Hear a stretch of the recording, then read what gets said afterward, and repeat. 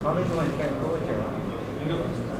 शुरू करें सर कल अमित शाह यहाँ पर आए थे, निर्मल में आए थे और उन्होंने सीधे सीधे ये कहा है कि बीजेपी जो है मजलिस पार्टी से बिल्कुल नहीं डरती, खास करके तेलंगाना में। अब सीधा क्या आप समझते हैं कि और भी कुछ और एक पार्टी के लीडर ने कहा ना, 2023 में सरकार बनाएंगे और एक पार्टी लीडर ने कहा ना कि हम वो भी कुछ केटीआर भी कह रहे थे कि हम एमआईएम से नहीं डरते। और अच्छा, एक और पार्टी ने कहा, पुरानी पार्टी, हाँ, तीनों ने मिलके, देखिए टीआरएस, कांग्रेस, बीजेपी सब मिलके लैला की वाहवाह कर रहे हैं और सबकी ज़बान पे से ओवैसी एमआईएम है।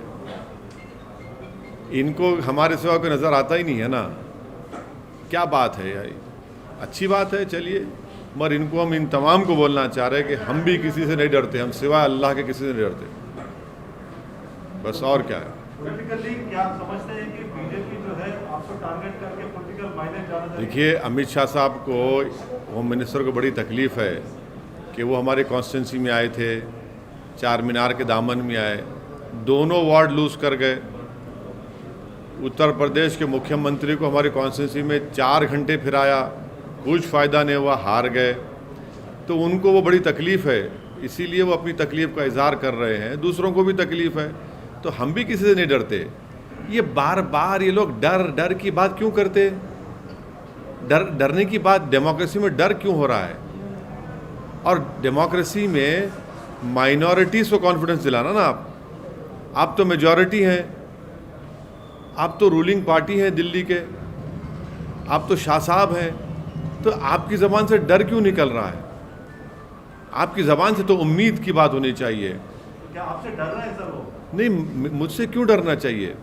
मैं कह रहे हैं कि यहाँ की सरकार आपसे डर के लिबरेशन डे नहीं मना। अरे भाई, वही सरकार के एक मिनिस्टर कह रहे हैं हमारे बारे में, दूसरी पुरानी पार्टी कांग्रेस भी, कल तीनों पार्टी हमारे बारे में बोल रहे हैं। ये क्या सुबह शाम, क्या इनको ख्वाबों में हम ही नज़र आ रहे? क्या दूसरा को नज़र नहीं आता क्या इनको अपने ख्वाबों में? सर, अमित शाह ने कहा है कि 2024 में बीजेपी तेलंगाना में सरकार बनाएगी और ऑफिशियली लिबरेशन डे मनाएंगे, तो आप उस पर क्या कहना चाहते हैं? क्या बीजेपी यहाँ पे सरकार बना सकती है? देखिए, जीएचएमसी इलेक्शन में बीजेपी कुछ नहीं कर पाई, थोड़े सीटों में इजाफा हो गया। सुनिए ना, कोविड की दूसरी वेव आई नरेंद्र मोदी सरकार की गलतियों की वजह से। जब कोविड की सेकेंड वेव में पूरा तेलंगाना और हैदराबाद फंसा हुआ था, ये कहीं पर नज़र नहीं आए बीजेपी वाले। हाँ, तीसरी बात ये है कि एमएलसी का इलेक्शन हुआ, उसमें बीजेपी बुरी तरह हार गई, सिटिंग उनका कैंडिडेट था, बीजेपी हार गई।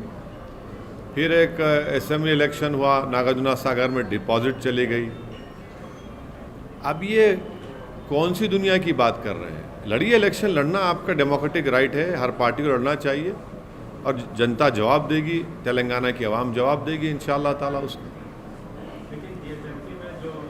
देखिए जीएचएमसी में ये बीजेपी की विक्ट्री, एक पायरिक विक्ट्री बोलते हैं अंग्रेजी में उसको, पायरिक विक्ट्री, वो थी वो।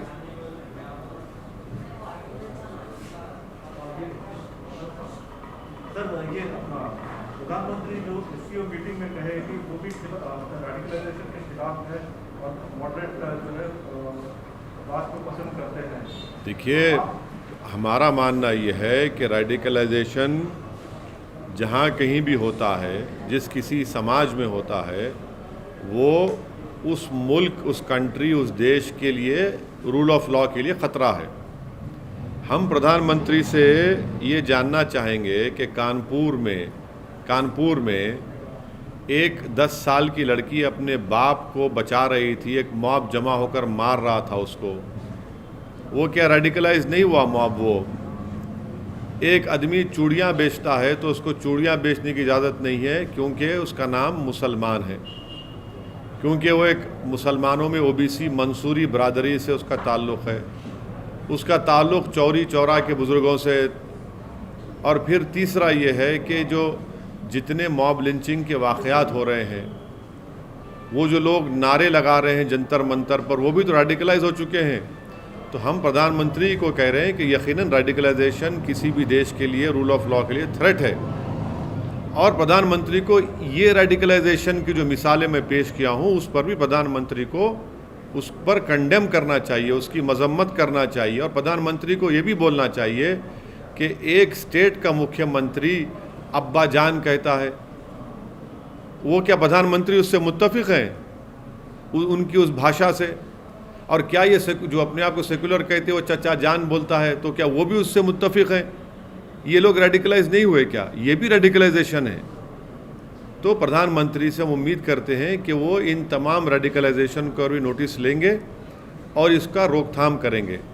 अब प्रधानमंत्री की जो स्पीच रेडिकलाइजेशन SCO में हुई, हम उनसे जानना चाहते हैं कि अमेरिका ने तालिबान के लीडर्स को उनके ट्रैवल के लिए एग्जेम्पशन दिया है, तो क्या प्रधानमंत्री अमेरिका के डिक्टेट को मानेंगे, फैसले को? हम ये इसलिए पूछ रहे हैं क्योंकि भारत यूनाइटेड नेशन की सैंक्शन कमेटी का चेयरमैन है।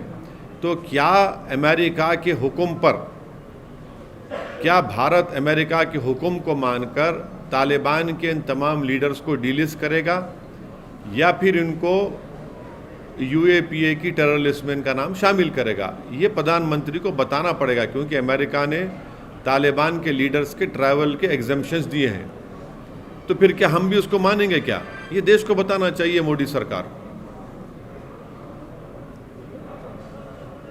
सर, ये चाचा जान की बात कर रहे हैं तो हाल ही में राकेश टिकैत ने आपके ऊपर भी टिप्पणी की थी कि चाचा जान जो है सपोर्ट कर रहे हैं बीजेपी को, लेकिन आपने तो पहले फार्मर्स के पक्ष में बोला था, फार्मर्स राइट के, तो क्या ऐसी बात हो गई कि राकेश टिकैत? नहीं, आज भी मेरा मानना ये है कि जो फार्म लॉज बनाए गए वो भारत के संविधान के, भारत के आइन के ख़िलाफ़ है, और वो किसानों के मफाद में नहीं है, बल्कि वो बड़े इंडस्ट्रियलिस्ट को उससे फ़ायदा पहुंचेगा। आज भी हमारा स्टैंड वो है, उसमें कोई स्टैंड में तब्दीली नहीं आई। राकेश टिकैत ने जो आपके अब देखिए, ऐसा है ना कि ये इनका माइंडसेट है। इनको लगता है कि मुसलमान को इस तरह से पुकारो, तो चाहे वो उत्तर प्रदेश के मुख्यमंत्री हों या ये मौसूफ हों, ये इनकी मानसिकता को, इनके माइंडसेट को का इजहार करता है, जिसमें मुसलमानों से कूट कूट कर नफ़रत भरी हुई है।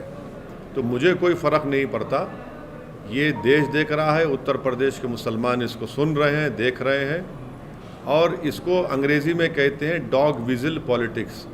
उर्दू में तर्जुमा करेंगे तो कुत्ते की सीटी की सियासत इसको कहते हैं। इसी में ये इंडल्ज कर रहे हैं और ये देख रहे हैं लोग। तो राकेश टिकैत के बारे में आप बोल रहे हैं कि वो भी मुसलमानों के खिलाफ देखिए, जो इस तरह की बातें करते हैं, इस तरह के शब्द का इस्तेमाल करते हैं, वो सिर्फ मुसलमानों के ख़िलाफ़ इस्तेमाल करते हैं ना। Sir, PM takes a stand firm against Firm stand Taliban. on Taliban. And, You see, radicalization. after the Prime Minister's speech of yesterday, I had tweeted that any radicalization in any country is a threat to rule of law. I hope that the Prime Minister also takes notice of these people who mob lynch people in the name of cow or in the name of religion. I hope that the Prime Minister is informed about what happened in Kanpur when a 10-year-old Muslim girl was trying to save her father from a mob which was beating her father just because he happened to be a Muslim. I hope that the Prime Minister has taken notice of what has happened in the capital of our country at Jantar Mantar, wherein a mob assembled and raised slogans about annihilation of the Muslims.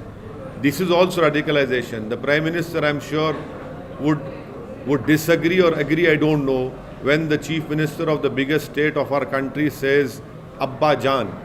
That also has to be taken note of. So radicalization is happening, and the Prime Minister should take note of who has radicalized these people, who are calling Nathuram Godse a savior. That is also radicalization. And also I want to know from the Government of India, headed by our Prime Minister Shri Narendra Modi, that now the United States of America has given exemption to Taliban leaders for their travel. It has given further exemption. Will Narendra Modi's government follow the diktat of the US government in allowing exemption that has been given to Taliban? Because the Prime Minister has rightly said that the Taliban is radicalizing. Now, as the chairman of the UN Sanction Committee, will India delist Taliban or will continue with that listing of them as terrorists? And if that is the case, then the government should ask that Taliban should be put in the terrorist list under Unlawful Activities Prevention Act. I hope that the Prime Minister will respond to it and their government will respond to these two things.